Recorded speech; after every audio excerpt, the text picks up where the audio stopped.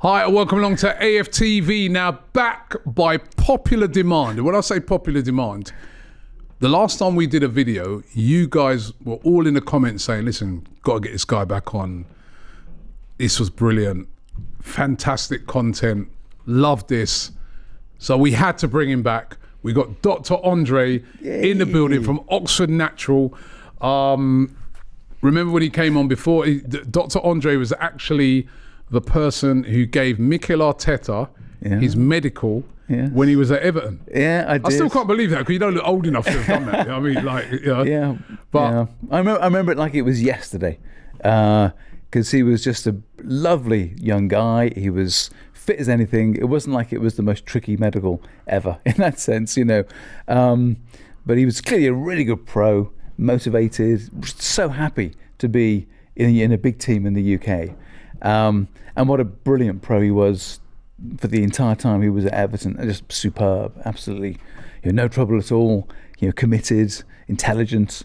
It was good fun. Yeah, and obviously he's doing great things for Arsenal since he's become a manager at the club. And listen, it's an absolute pleasure to have you back on. This guy, by the way, right?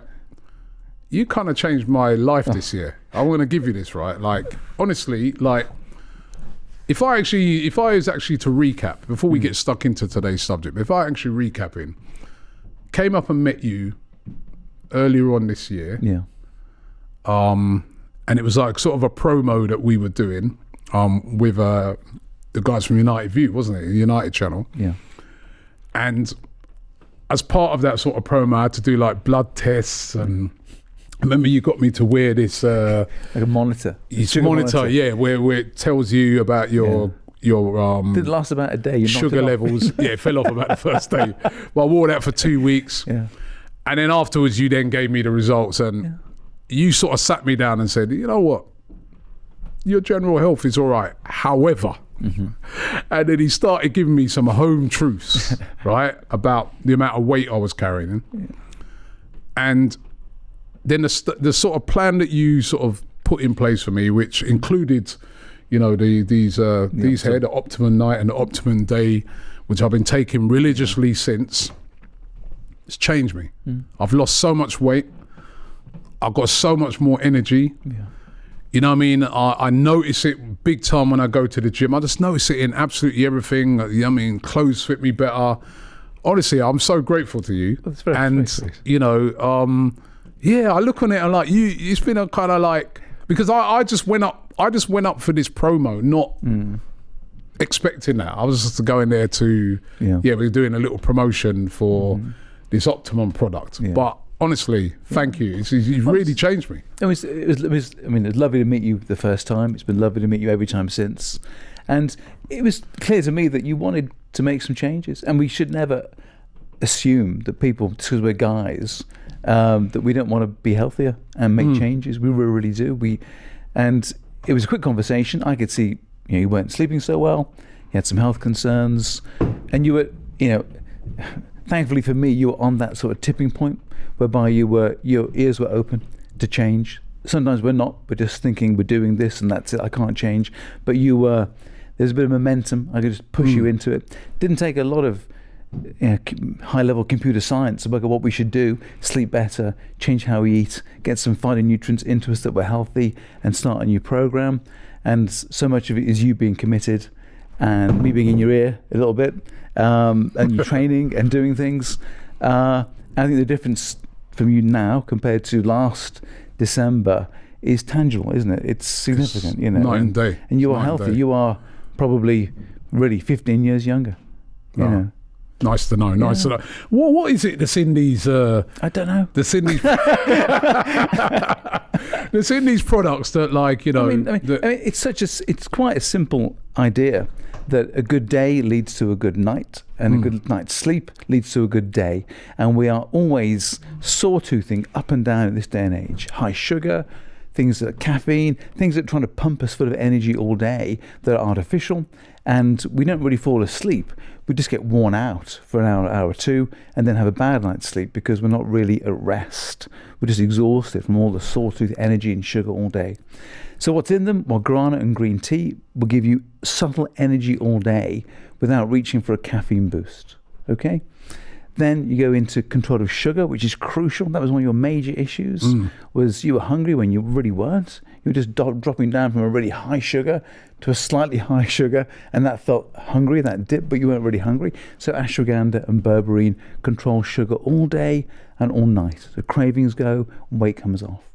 Then you want to build muscle and burn fat. And alpha-ketoglutarate and L-carnitine are amino acids which help you do that. And then at night time, you want to switch off. So magnesium and ashwagandha help you switch off. So these are just a really clever, natural, vegan, lovely way just to gradually, month by month, control your metabolism. It takes about 3 or 4 months to get that real sweet spot, but weight will come off.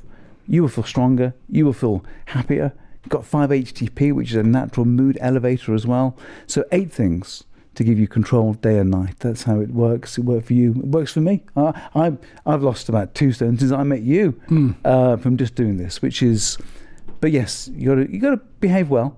Got to do the right things. You can never outrun a terrible diet.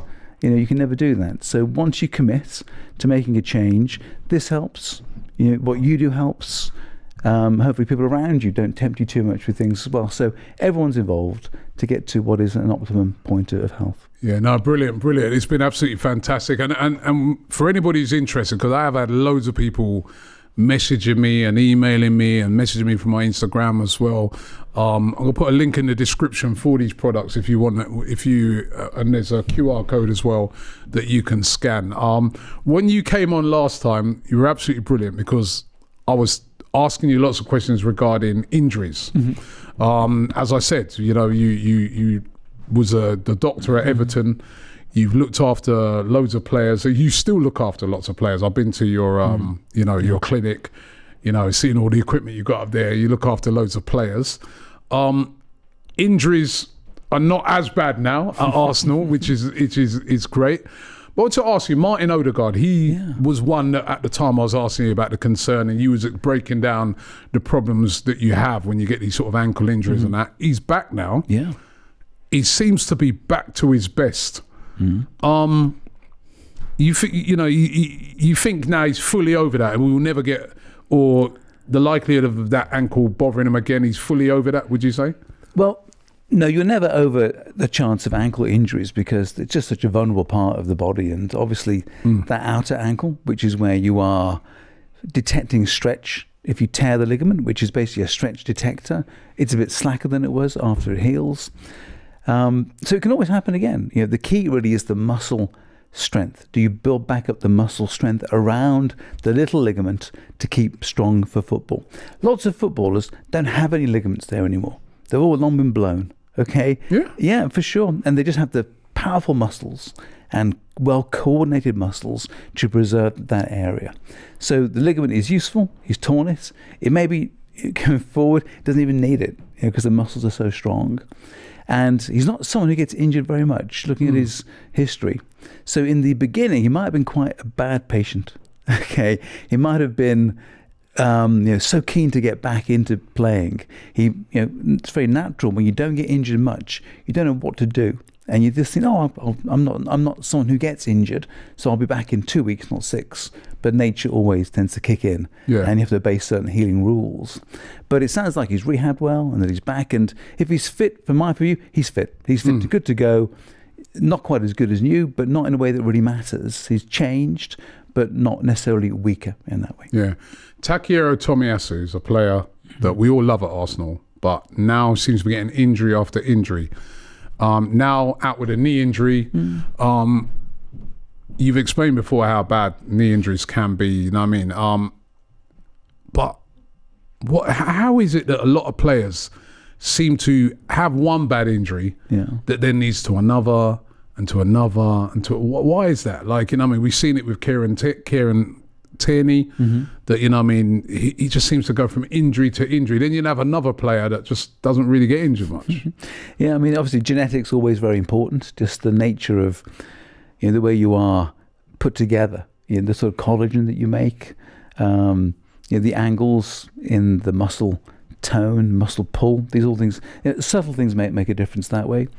Why does one injury lead to another? It can come down to the simplicity of there's new strain, there's a new architecture from the previous injury, and it exposes other issues.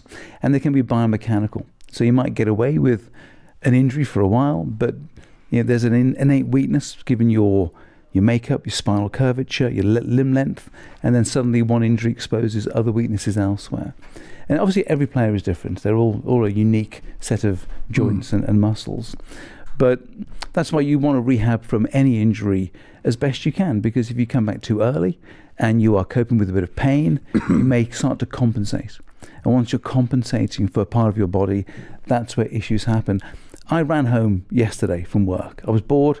I thought, I'll just run home. About 3 miles. Okay. I never run 3 miles, ever. But I'll just do it. I was all sort of excited. And about halfway through, my knee started to hurt. I put more weight up on my foot. My foot started to hurt. I thought, this is a classic case of what we do. Rather than letting that just rest and get better, I kept going, ran through it, compensated, and put new excessive strain somewhere new. So it probably comes down to, do you heal properly from the first injury? If you don't, if you maybe come back too early, then you expose the body to new processes, new stresses, which can lead to re-injury. Yeah, so how do you, when you're a doctor at a football club, how do you then handle a player in that situation? Because obviously you're a footballer, that's your livelihood, it's what you love doing.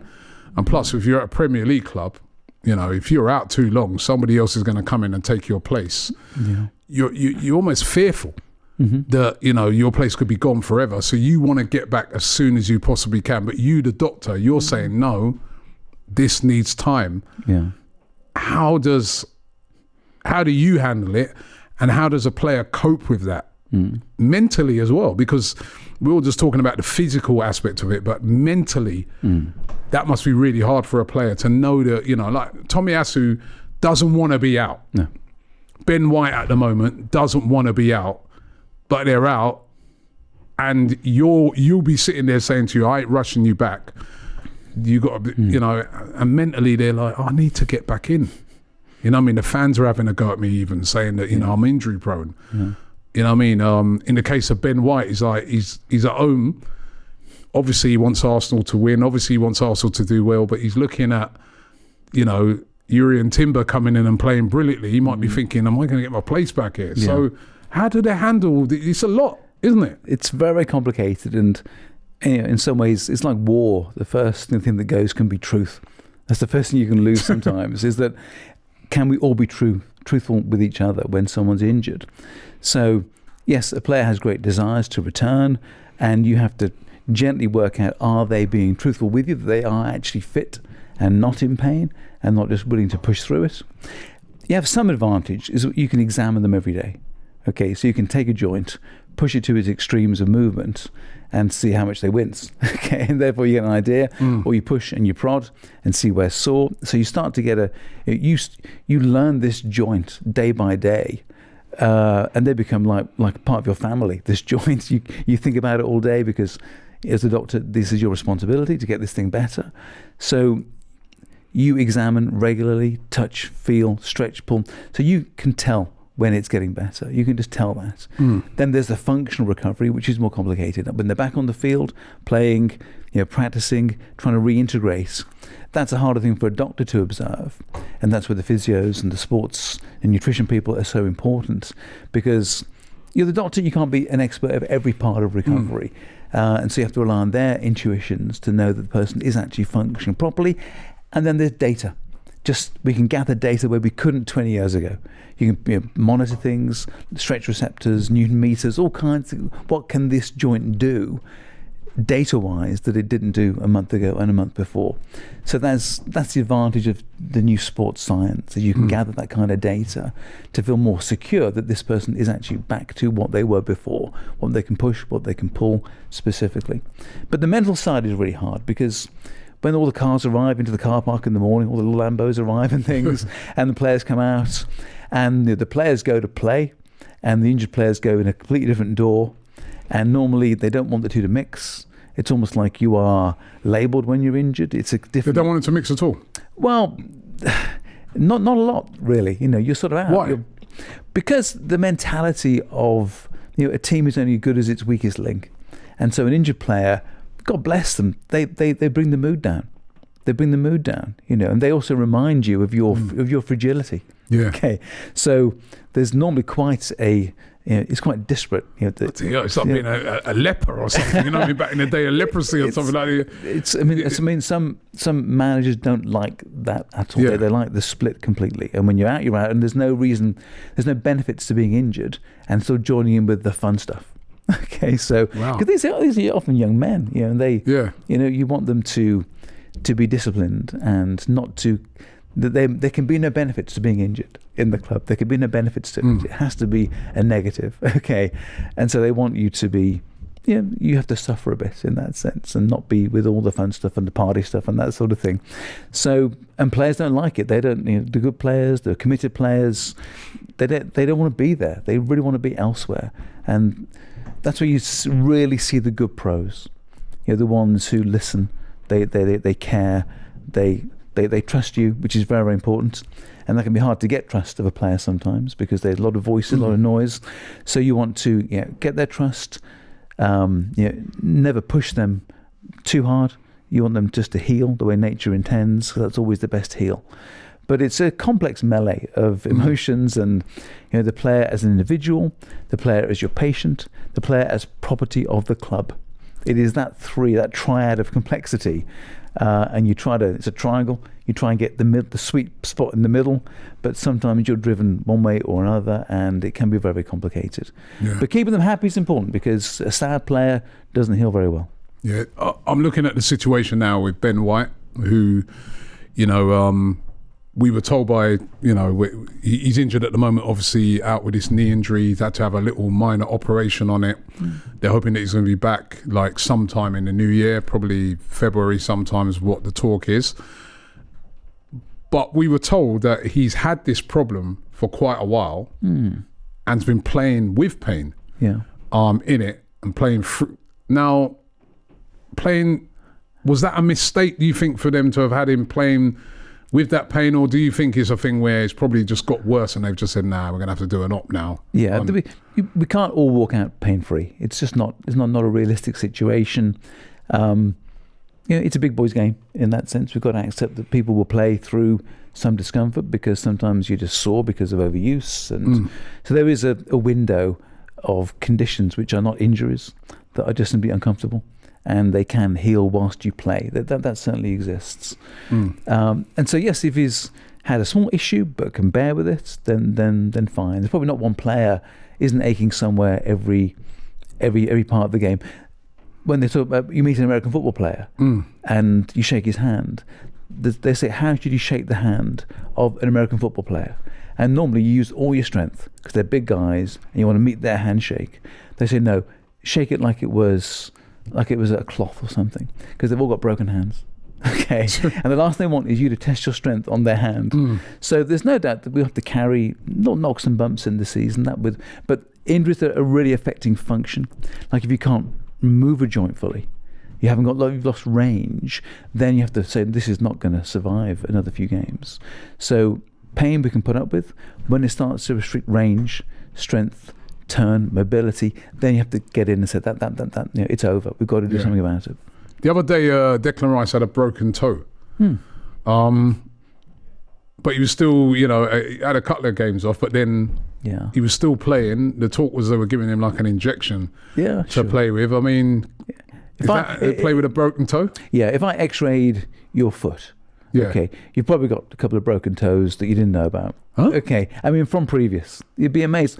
Everyone has bust toes over the years and not actually known about it. Right. So Yeah, if it's a broken toe, tip of the toe, not involving the growth plate, no long chance of wear and tear, you could just numb that with a bit of local and say go out and play with that. And in 2 weeks' time, it'd be negligible pain. So that doesn't worry me too much. Big toes, but smaller toes, not such an issue. So it's a regular thing. Yeah, it can happen all the time. That and just that you can play through.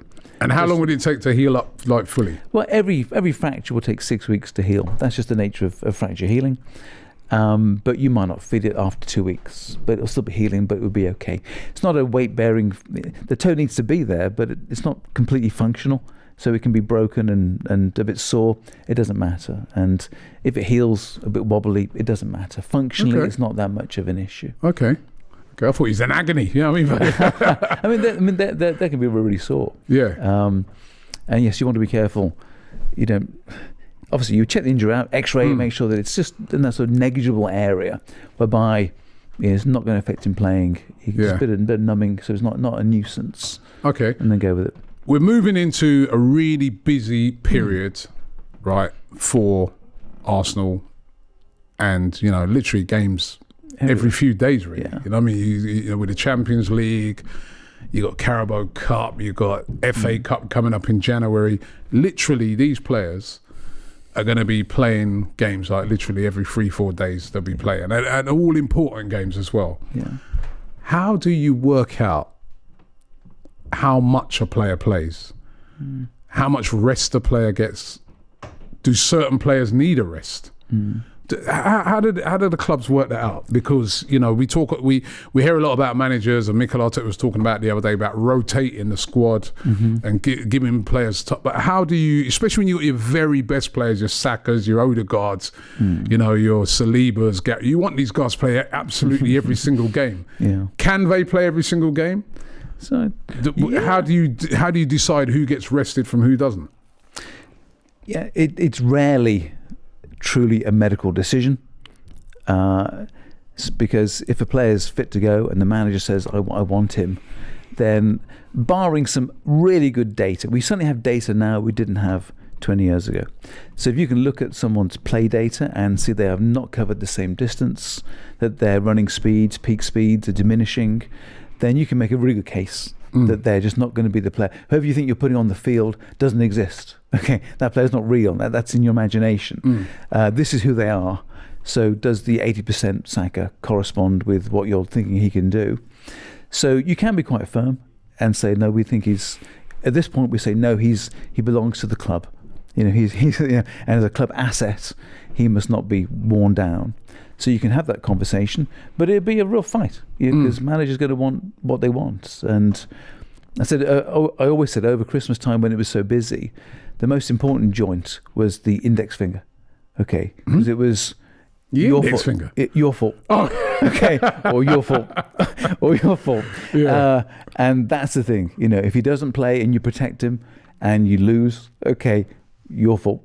Okay, if he plays and breaks down, your fault. And it's all, and so in some ways the management of that joint is crucial around that time. But so yes, you're right. I mean, it's such a and also it's mental fatigue. And then how do you manage that? Mental fatigue only becomes apparent really through errors, doesn't it? That's how you see mental fatigue, and that's very much a play issue more than it is a medical issue. But if they come to you and say, I haven't slept for 4 days because I'm so buzzed after that game, I didn't sleep for 2 days afterwards, what do? Do we just say, okay, well, good luck? Optimum night. You might look for a natural mode, bit of magnesium to help them that way. But yes, you're right. It's a tricky time. The judgment call, really. Yeah, it's judgment call more than. Yeah, it's not. It's often more politics than medicine. At some point, you're just trying to keep everybody happy. Because if the player wants to play and the manager wants him, and you say, "Oh no, he can't play because my data says here," because Boffin with the glasses says he shouldn't play. No one's listening to that. No one's. Even in this day and age, you'll be hard fixed to convince them of that. So it comes down to good relations. If you know the management and things, and they trust you, But that's not easy when there's high turnovers of players and managers. That's more difficult. But I was very lucky. I always worked with very, very good people, and who would listen in that sense. But it is not always the case. Yeah, I was going to say how doctors at football clubs and the manager or the management team must have to work very closely. Yeah, they do. And it's I was at a club, Everton, that was highly respectful to its professionals. Really, I would say that I think we're very, very lucky in the way we were spoken to. It was a lovely era of respect and trust, and that made the job certainly much easier.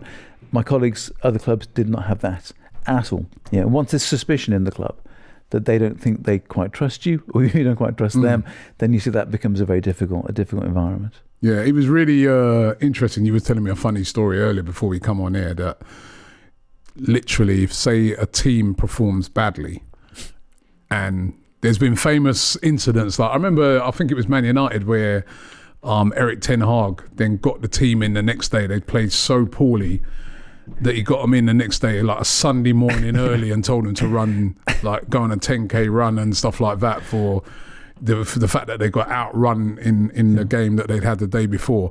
You're saying to me that as the doctor, you get dragged in as well. The medical team has to be there because there has to be that safety. If someone collapses or whatever, they've got to be a medical person there. So that could be frustrating. You do your job really well. You do all the safe things, treat the injuries well, everything. Team loses and manager upset, says, right, you're all in tomorrow at 9. And you're thinking, well, that means I've got to be there at 8. I did nothing wrong. I did nothing wrong. And such is the... there's marvellous things about doing this sort of work, and that's the trickier side, because, again, the mental side over Christmas is tough because it's family time. Yeah. And... you don't want to be pulled out on Christmas Day to go training. But a lot of teams do get pulled out on Christmas Day to go training. Yeah, for sure. Oh, no, for sure. Absolutely. And you've got to travel to the game, and if the game is on Boxing Day, then how do you travel, stay somewhere overnight? So this is just from the player's point of view, because I've done on-call as a doctor for years. It's okay, but they have to, miss their family, miss their kids' events, opening things. I ain't really crying for them players. No, getting about £200 a week. You know what I mean? I can say to my kids, I'll see you at Boxing Day. Or see you. Yeah, but I hear what you're saying. But the doctors are not getting them wages, and still going to have to give up their time. That's right. Yeah, that's right. Yeah. So it's a big commitment, and it puts as much stress on the. And this is not just the doctor, because the doctor is, in some ways, can come and go a bit easier. But certainly for physios, who are really the people who do the spade work, the hard hands-on stuff, we must respect what they do, because they have a huge responsibility. The sports nutrition people, they are doing the day-to-day, the hand-holding, with the player every minute. The doctor, I can sort of come in and go. There is that separation, and you want that separation. You don't want, because they get very friendly with the physios over months of being injured. You have to. As a doctor, you want that degree of separation, so you don't sit with them for hours on end. You try to go in, out that way. Yeah. So, so it's certainly, it's a tough time of year. Definitely a tough time of year. Well, one last thing I want to ask you, right, is that we've had an incident recently where a player collapsing on the pitch again. It's been a few of these now. Why do you think this is? I mean, we had the famous one, obviously Christian Eriksen, who thankfully has been able to come back and play with the help of a sort of pacemaker. Yeah. But it's happening quite a few times now where players are collapsing. Yeah. On the pitch, there was the Luton player, and what's going on? Or is this just, it happens sometimes? I think, I'm sure we just know about it in a way that maybe we didn't recognise it before. I don't think that there's any particular change to health in general. I don't. I think we're just aware of it and see it. These events are highly serious, often very hard to predict. They're just electrical issues that occur in the heart. Is it the players are more muscular now? The hearts are more muscular? Maybe there's... we used to find that when we used to do ECGs on players from Africa, that their ECGs look very different to European, like Caucasian players. Why? Because the musculature is different, therefore the conductivity is different. And there was a concern that maybe they were more vulnerable to the heart muscle getting too big. And when the heart muscle gets too big, it forms issues of cardiomyopathy, which can cause sudden death issues. So players are bigger, more muscular, fitter, stronger. Hearts, I guess, are bigger, and maybe we're seeing a few things more for that reason. But that would be speculation in that sense. But it could be something along those lines, that the morphology of players is changing. Yeah. Well, listen, what I want to be able to do, right? I want to do another video with you, right? Where, cause we've got the January transfer window coming up, and obviously I know, as we said right at the start of the show, you did Mikel Arteta's medical all those years ago. You've done multiple medicals over the years. Would you show me how medical's done? Did you want a medical, Robbie? Oh, I don't know if I want that on camera. I mean, what is it? You know, I want to kind of find out what it entails and that. Yeah, I'll do a medical. Sure. Yeah, well, we'll choose someone else to do the examination on. Yeah, but we'll do a head to toe examination. Yeah. And then we'll show what sort of blood tests we would look at, what we would scan, what we would X-ray, and what specialist opinions we would then ask for on the back of those things. You can see what sort of data is involved in that. Okay, so I can come up to the clinic and see that, and I'd like to show these guys as well some of the cool stuff you got. You got that oxygen chamber thing. I've always kind of wanted to go in that, like get in there. Actually, you will. If you're going to be kind enough to travel up. Okay, go in the chamber. You will go back down to London feeling incredible. Okay, like you're floating. Okay, so I want to get that chamber right. So we're going to do another video. January transfer window coming up. Yeah. Find out what because I've always been baffled as well. Like, how is it that players like abroad somewhere? How do you manage to do a medical for that, or these little last minute medicals and stuff like that, you know what I mean? So I've always been baffled and interested in that. So to find out how these medicals are done before you sign players, it'd be really relevant in January, in that January transfer window. So we got that. We're going to do that, yeah? Absolutely. Look forward to it. Once again, if people want to get hold of these products, he's got the app back on, the Optimum, Oxford Natural. Tell us a bit about it again. Yeah, just a great way to, over a few months, to optimize your health, your metabolism, for better mood, appetite, sleep, energy, and just be the better version of you by doing a simple, safe, daily and night phytonutrient, which you can, just make you feel way better in a few months' time. That is the idea. So, guys, it's a great product. Dr. Andre, thank you very much once again. And look out for that next video. We're going to be doing a medical, right? Robbie's medical. Well, I'm not too sure. Like you said, we'll use somebody to do it. You know what I mean? For sure. But that's going to be the next video where we're talking. And again, another brilliant video with Dr. Andre. Don't forget to subscribe here to AFTV, and ask as well. Fire away some questions, please, in the comments, and then I can put him to him on the next video. I'll answer everyone. I'll answer every question. Yeah. Thank you very much. Brilliant.